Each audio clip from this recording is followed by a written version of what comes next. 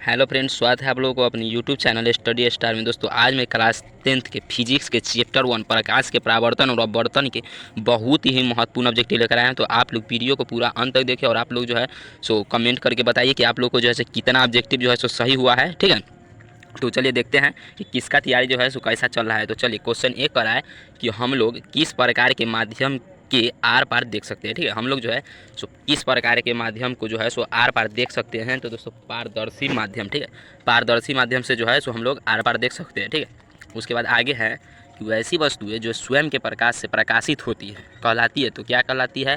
तो प्रदीप्त वस्तुएं कहलाती है। आंसर हो जाएगा ए। ठीक, तो आप लोग वीडियो को लाइक कर दें और हमारे यूट्यूब चैनल स्टडी स्टार को सब्सक्राइब नहीं किए हैं तो जल्द से जल्द कर दें, ताकि आपको जो है सो इसी तरह के ऑब्जेक्टिव वीडियो का और सब्जेक्टिव वीडियो का जो है सो आप लोग को नोटिफिकेशन सबसे पहले प्राप्त हो। तो चलिए अगला क्वेश्चन कराए कि वैसी वस्तुएं जिनमें होकर प्रकाश किरण बाहर नहीं निकल पाती है क्या कहलाती है? तो अपारदर्शी कहलाती है। ठीक है, ठीक है, पारभासी में जो है सो थोड़ा थोड़ा जो है सो प्रकाश की किरण गमन करता है। उसके बाद 3 नंबर में देखिए कराएं कि प्रकाश को, ठीक है, 3 नंबर क्वेश्चन आप 4 नंबर क्वेश्चन आप देखिए कि प्रकाश को अवरोध के किनारे पर थोड़ा मुड़कर उसकी छाया में प्रवेश करने की घटना को क्या कहते हैं? ठीक है, क्या कहते हैं? तो प्रकाश के विवर्तन कहते हैं। 4 के आंसर हो जाएगा आप लोगों को सी। उसके बाद देखिए आपतन कोण होता है। 5 में कह रहा है कि आपतन कोण होता है तो आपतित किरण और दर्पण की सतह पर खींचे गए अभिलंब के बीच के कोण को जो है सो आपतन कोण कहते हैं। आंसर हो जाएगा आप लोग को ए। चलिए इसी प्रकार आप लोग जो है सो देखते रहिए।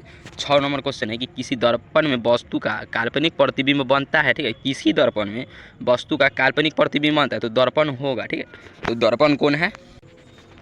तो दर्पण कौन है? तो दर्पण उत्तल भी है, अवतल है, समतल है, यानी कि आंसर हो जाएगा आप लोग को डी 6 के। उसके बाद साथ में देखिए कह रहा है कि निम्न में से किस दर्पण द्वारा किसी वस्तु का वास्तविक प्रतिबिंब प्राप्त हो सकता है? ठीक है, निम्न में से किस दर्पण द्वारा किसी वस्तु का जो है सो वास्तविक प्रतिबिंब प्राप्त हो सकता है? तो अवतल दर्पण द्वारा जो है तो प्राप्त हो सकता है। आंसर हो जाएगा आप लोग को बी। ठीक है, तो आप लोग जो है सो अभी तक अपने दोस्तों को वीडियो को शेयर नहीं किए तो जल्द से जल्द कर दीजिए, क्योंकि आप लोग को जो है सो देखते हैं कि किसका जो है सो कितना ऑब्जेक्टिव सही हो रहा है। आप लोग कमेंट कीजिए और वीडियो को एक लाइक जरूर कर दे, ताकि इससे जो है सो आपको सर्च का जो है सो हौसला बढ़ेगा और हम जो है सो आप लोग के लिए ऐसे ही VVI ऑब्जेक्टिव क्वेश्चन जो है सो लेकर आते रहेंगे। तो चलिए 8 नंबर का है कि निम्न में से किस दर्पण द्वारा, ठीक है, सॉरी, निम्न में से किस दर्पण द्वारा हाँ बना प्रतिबिंब सदैव आभासी सीधा तथा वस्तु के बराबर होता है। जब कहेगा आभासी तो रहेगा सीधा। ठीक है, अब वस्तु के बराबर होगा तो कौन दर्पण द्वारा? तो समतल दर्पण द्वारा जो है सो वस्तु का प्रतिबिंब बराबर बनता है और सदैव जो है सो आभासी और सीधा होता है। उसके बाद देखिए किस दर्पण द्वारा वस्तु का प्रतिबिंब बड़ा बनता है? ठीक है, चाहे किस दर्पण से वस्तु का बड़ा प्रतिबिंब बनता है। 9 नंबर के है तो आप लोग को बता देते हैं कि समतल में समान बनता है, यानी कि जितना बड़ा वस्तु रहेगा उतना बड़ा बनेगा। ठीक है, और अवतल में जो है सो बड़ा बनता है, अवतल में बड़ा बनता है और उत्तल में छोटा बनता है। तो आप लोग को क्वेश्चन रहेगा कि गाड़ी के हेडलाइट में, ठीक है, गाड़ी के हेडलाइट में कौन सा दर्पण का उपयोग करेगा? तो हेडलाइट कहेगा तो आप लोग अवतल दर्पण मारिएगा। ठीक है, और वही कहेगा कि गाड़ी के साइड मिरर, ठीक है, साइड मिरर कहेगा तो आप लोग उत्तल दर्पण मारिएगा। ठीक है, तो चलिए आगे बढ़ते हैं 10 नंबर में। 10 नंबर कह रहा है कि पार्श्व परिवर्तित प्रतिबिंब बनता है, पार्श्व परिवर्तित प्रतिबिंब बनता है तो समतल दर्पण में बनता है। आंसर हो जाएगा आप लोग को ए। अब देखिए कह रहा है कि प्रकाश का वेग महत्तम होता है। ठीक है, प्रकाश का वेग महत्तम यानी कि सबसे तेज होता है तो किस में होता है? तो निर्वात में। अगर जो निर्वात नहीं रहेगा तो वहाँ पे आप लोग हवा मार सकते हैं, यानी कि हवा में जो है सो निर्वात के लगभग बराबर होता है। अब 12 नंबर क्वेश्चन देखिए। 12 नंबर कह रहा है कि एक ही बिंदु स्रोत से बाहर की ओर फैल रही किरणें क्या कहलाती है? 12 नंबर कह रहा है कि एक ही बिंदु स्रोत से बाहर की ओर फैल रही किरणें क्या कहलाती है? तो क्या कहलाती है? तो अब सारी किरणें कहलाती है। आज जैसे ही बोलेगा कि मतलब कि बहुत जैसे कि फैल रही किरण जो है सो एक ही बिंदु स्रोत पर आकर जमा हो रही है, मतलब जमा हो रही तो आप लोग मारिएगा कि अभिसारी हो रहा है। जैसे ही बोलेगा कि फैल रही है तो आप लोग अपसारी मारिएगा। ठीक है, आंसर हो जाएगा आप लोग को 12 के बी नंबर। ठीक है, और उसके बाद है देखिए 13 नंबर का है कि परावर्तन के नियम किस प्रकार का सतह के लिए लागू होते हैं? परावर्तन के नियम किस प्रकार के सतह के लिए लागू होता है? तो सभी प्रकार के परावर्तक सतह के लिए लागू होता है। आंसर हो जाएगा आप लोग को सी 13 के। अब अगला 14 नंबर में कह रहा है कि यदि आपतित किरण परावर्तक सतह के पर लंबवत हो तो आपतन कोण का मान होगा, यानी कि लंबवत होगा, एकदम लंबवत सीधा होगा तो आपको हो जाएगा 0 डिग्री मान। 14 नंबर के आप लोग को बी हो जाएगा, यानी कि 0 डिग्री हो जाएगा, एकदम लंबवत रहेगा। तो ठीक है, तब देखिए 15 में कह रहा है कि एक समतल दर्पण को 30 डिग्री से उसके अक्ष के परितः घुमाया गया है, परावर्तित किरणें जो है सो कितने कोण से घूम जाएगी। 15 नंबर में है कि एक समतल दर्पण को 30 डिग्री से उसके अक्ष से परिवर्तित को घुमाया जा रहा है, ठीक है, तो घुमाया गया तो परावर्तित किरणें जो है सो कितने डिग्री के कोण से घूम जाएगा, तो आप लोग दुगुना कर दीजिएगा, आंसर हो जाएगा आप लोग को सी 60 डिग्री। उसके बाद देखिए एक बिंदु समान वस्तु को दो समतल दर्पण के बीच रखा गया है जो एक दूसरे के समांतर है, तो प्रतिबिंबों की संख्या क्या होगी। ठीक है, 16 नंबर आप लोग देख सकते हैं। 16 नंबर में आप लोग को कह रहा है कि एक बिंदु समान वस्तु को दो समतल दर्पण के बीच रखा गया है जो एक दूसरे के समांतर है, तो प्रतिबिंबों की संख्या क्या हो जाएगा, तो अनंत हो जाएगा, आंसर हो जाएगा आप लोग को बी। ठीक है, आप लोग जो है सो देखिए कि आप लोगों को कितना सही हो रहा है। ठीक है, 16 में अभी तक आप लोगों को कितना सही हो गया है, तो आप लोग गिन के रखिए और कमेंट करके हमको बताइएगा। ठीक है, और अभी इसमें का और ऑब्जेक्टिव बचा हुआ है, अभी फिलहाल जो है सो 30 ऑब्जेक्टिव होने वाला है, तो जो अभी आप लोग को जो बच गया है वो भी हो जाएगा, तो उसके लिए भी कमेंट कीजिए और आप लोग को ई में कितना होता है सही सो कमेंट कीजिए। ठीक है, तो 17 नंबर चल रहा है कि कहाँ पर स्थित वस्तु का प्रतिबिंब अवतल दर्पण के फोकस पर बनता है। ठीक है, 17 नंबर में कह रहे हैं कहाँ पर स्थित वस्तु का प्रतिबिंब अवतल दर्पण के फोकस पर बनता है, तो अनंत पर स्थित वस्तु का जो है सो प्रतिबिंब फोकस पर बनता है। उसके बाद अब देखिए आप लोग कह रहे कि एक अवतल दर्पण में वस्तु की स्थिति फोकस और ध्रुव के बीच है तो प्राप्त प्रतिबिंब होगा।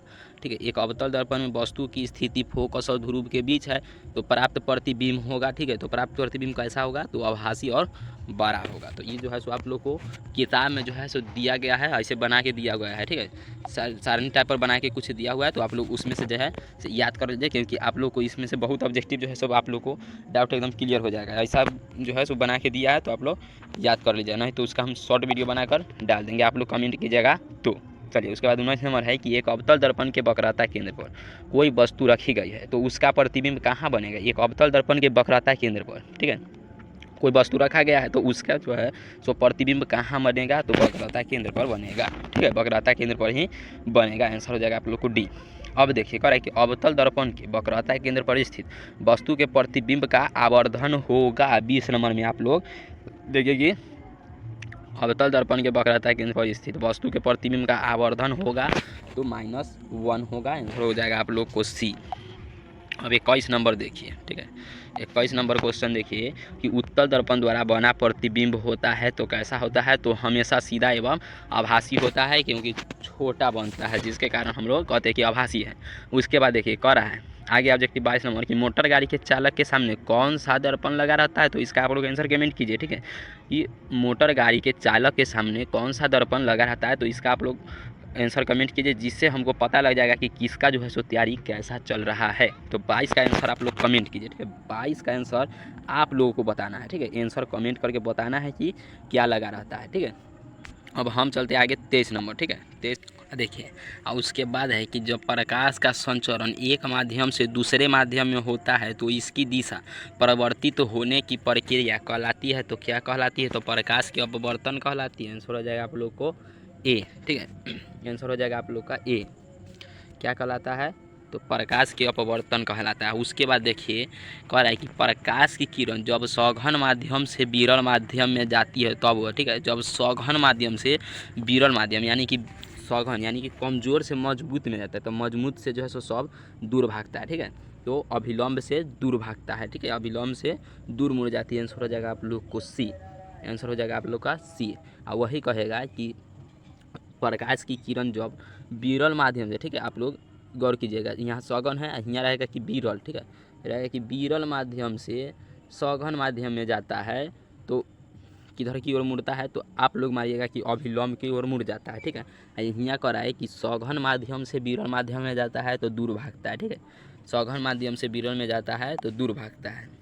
अब देखिए आप लोग कि जब प्रकाश की किरण, ठीक है, जब प्रकाश की किरण दो माध्यमों को अलग करने वाली सतह पर लंबवत पड़ती है तो वह बिना मुड़े जो है तो सीधे निकल जाती है। आंसर हो जाएगा आप लोग को सी, सीधे निकल जाती है। आंसर हो जाएगा आप लोग को सी।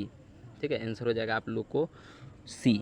अब अगला चलते हैं कि अपवर्तन के, ठीक है, अपवर्तन में प्रकाश तरंगे एक माध्यम से दूसरे माध्यम में जाते समय अपने पथ से मुड़ जाती हैं क्योंकि दूसरे माध्यम में, ठीक है, क्योंकि दूसरे माध्यम में चाल भिन्न होती है, चाल जो है भिन्न होती है। आंसर हो जाएगा आप लोग को बी। अगला देखिए, कह रहा है कि जब प्रकाश की किरण सघन माध्यम से विरल माध्यम में जाता है तब आपतन कोण से अपवर्तन कोण होता है, ठीक है, तब आपतन कोण से अपवर्तन कोण होता है तो बड़ा होता है। आंसर हो जाएगा आप लोग को ए, बड़ा होता है। आंसर हो जाएगा आप लोग को ए, बड़ा। उसके बाद देखिए, निम्न में से कौन सा पदार्थ लेंस बनाने के लिए उपयुक्त नहीं किया जाता है, तो एकदम हल्का ऑब्जेक्टिव है। ये निम्न में से कौन सा पदार्थ, ठीक है, लेंस बनाने के लिए प्रयुक्त नहीं किया जाता है, तो मिट्टी। आंसर हो जाएगा आप लोग को डी, मिट्टी। उसके बाद देखिए कि किसी बिंब, ठीक है, किसी बिंब का वास्तविक तथा समान आकार का प्रतिबिंब प्राप्त करने के लिए बिंब को उत्तल लेंस के सामने कहाँ रखें, ठीक है, बिंब को उत्तल लेंस के सामने कहाँ रखें, तो आप लोग वक्रता केंद्र पर रखना। आंसर हो जाएगा आप लोग को डी। चलिए, और लास्ट क्वेश्चन है आप लोग को कि किसी गोलीय दर्पण तथा किसी पतले गोलीय लेंस, ठीक है, किसी गोलीय दर्पण तथा किसी पतले गोलीय लेंस दोनों की फोकस दूरियां 15 सेंटीमीटर है। दर्पण तथा लेंस संभवतः है, दर्पण तथा लेंस संभवतः है तो दोनों अवतल है, ठीक है, संभवतः है तो अवतल है, यानी कि आप लोग जो है सो ऑब्जेक्टिव इसको बढ़िया से देखिए पढ़ के, ठीक है। कह रहा है कि किसी गोलीय दर्पण तथा किसी पतले गोलीय लेंस, ठीक है, दोनों की फोकस दूरी 15 सेंटीमीटर है, तब दर्पण तथा लेंस संभवतः है तो क्या है, तो दोनों है, ठीक है, दोनों है। आंसर हो जाएगा आप लोग को ए। तो चलिए, आप लोग आंसर कमेंट करके बताइए कि सॉरी, आप लोग कमेंट करके 22 का आंसर कमेंट कीजिए और आप लोग को कितना सही हुआ, ठीक है, आप लोग को कितना ऑब्जेक्टिव सही हुआ है, 30 ऑब्जेक्टिव में से आप लोग को कितना ऑब्जेक्टिव सही है, तो आप लोग कमेंट कीजिए। और वीडियो को लाइक नहीं किए हैं तो लाइक कीजिए और अपने दोस्तों को जितना हो सके शेयर कर दे और हमारे यूट्यूब चैनल स्टडी स्टार को सब्सक्राइब करना ना भूले। तो चलिए, आज के लिए इतना ही, मिलते हैं अगले वीडियो में, तब तक के लिए जय हिंद, जय भारत।